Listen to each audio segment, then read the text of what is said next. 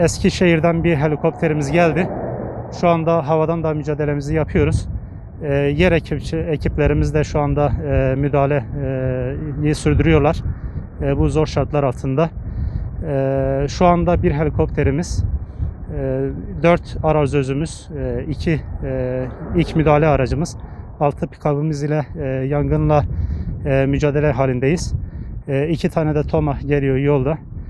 Onlarla da inşallah bu yangını söndürmek için elimizden geleni yapıyoruz. Şiddetli rüzgar saat 5'ten sonra duracak gibi meteorolojik verilere göre. O da inşallah sakinlerse kontrol altına alacağız gibi duruyor. Buradan ben halkımıza da bir çağrıda bulunmak istiyorum. Lütfen sigara izmariti, piknik ateşi tarzında ateşe sebebiyet verecek hiçbir şey yapmayalım. Çünkü bir kişinin bir hatasıyla buradan 50 kişi, belki 100 kişi, binlerce hayvan, yaban hayatı etkilenmektedir.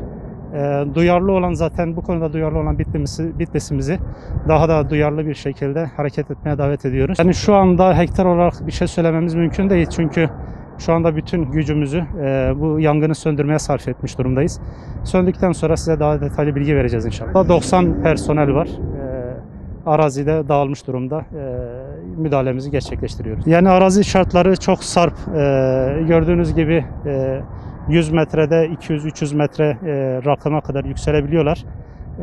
Dolayısıyla şiddetli rüzgarın da etkisi var ama biz bütün gücümüzle bu yangını kontrol almak için uğraşıyoruz. İnşallah bu güzel haberi en kısa zamanda size veririz. Örtü yangını şeklinde devam ediyor. Evet.